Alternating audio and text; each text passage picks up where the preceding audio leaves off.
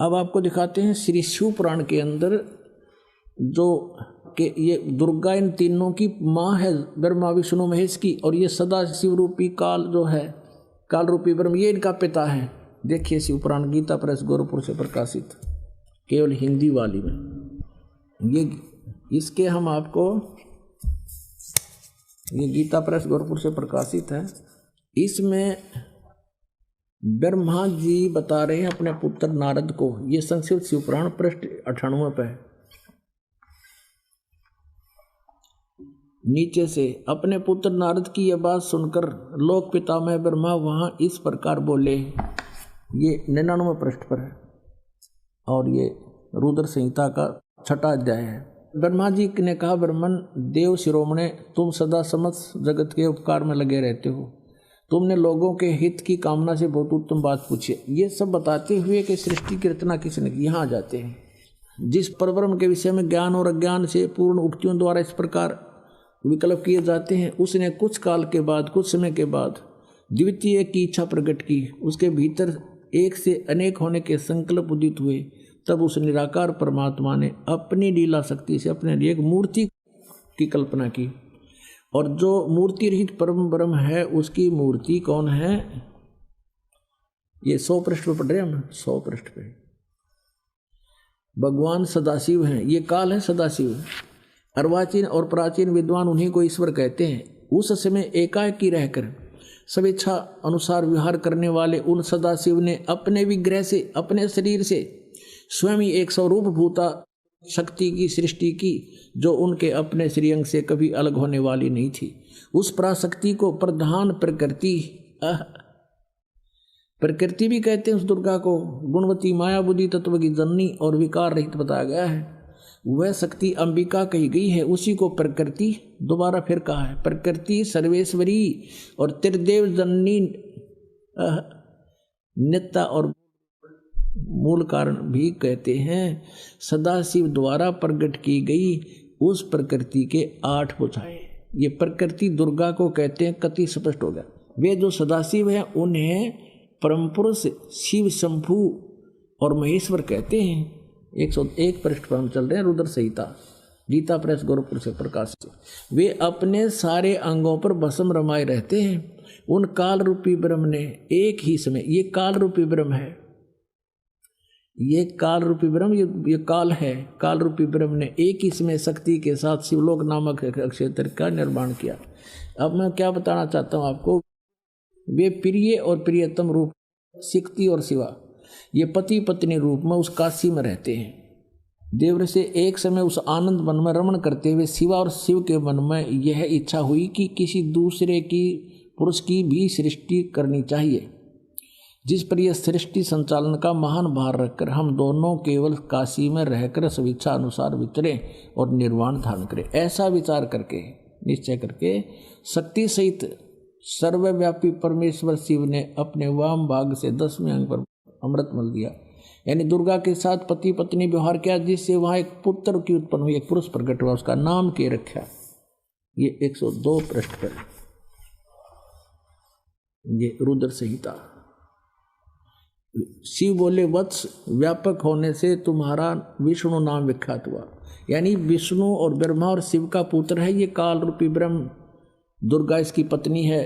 अब फिर ये यहाँ 6वां अध्याय खत्म होगा रुद्र संहिता का, और 7वें में भगवान ब्रह्मा जी कहते हैं देवर से, तत्पश्चात कल्याणकारी परमेश्वर सांब सदाशिव ने पूर्वोत्तर प्रयत्न करके मुझे अपने दाहिने अंग से उत्पन्न किया।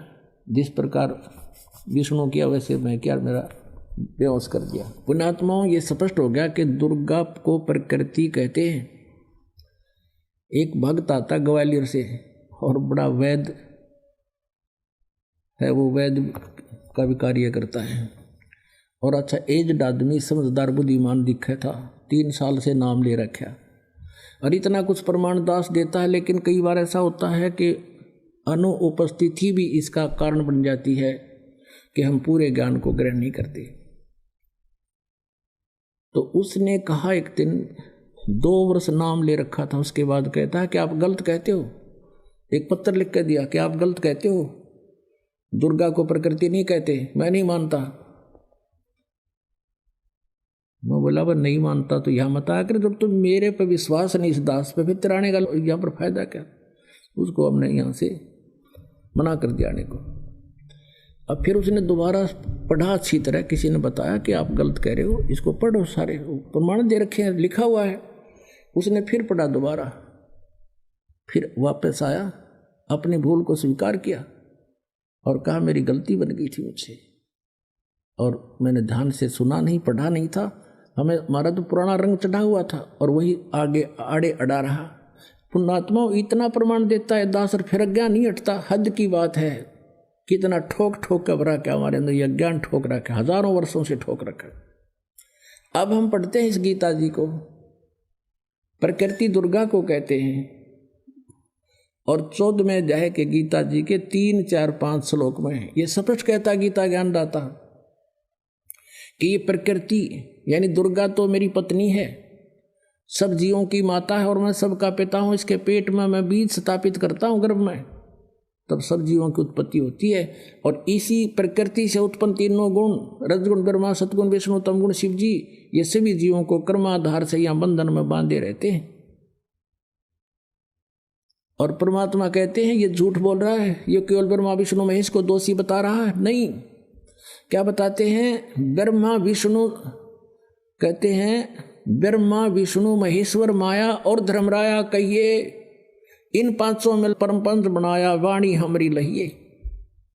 परमात्मा कहते हैं ब्रह्मा विष्णु महेश माया और धर्मराया कहिए, धर्मराज कहें इस काल को, धर्मराया भी कहते हैं। और इन पांचों ने मिलकर ये प्रपंच बना रखा है, वाणी हमरी लहिए। अकेले ब्रह्मा विष्णु महेश दोषी नहीं है।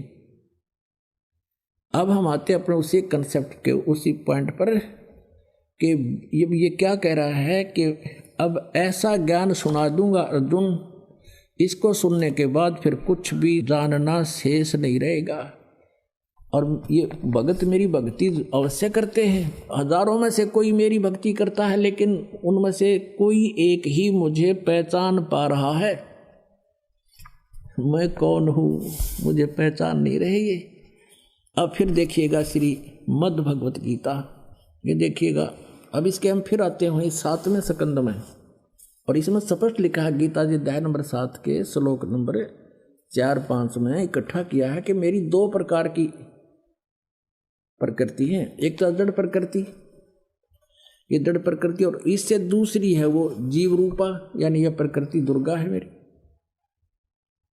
और 14वें अध्याय के अपने आत्मा थोड़ा कंसेप्ट क्लियर हो जाए, क्योंकि बार बार नहीं मिलता है समय जो आज रजा बख्शी भगवान ने।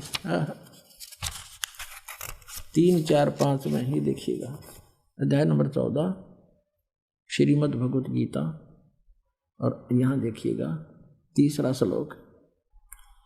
हे अर्जुन, मेरी महत ब्रह्म रूप मूल प्रकृति संपूर्ण भूतों की यानी प्राणियों की योनि है, अर्थात गर्भाधान स्थान है, और मैं सबका पिता हूँ।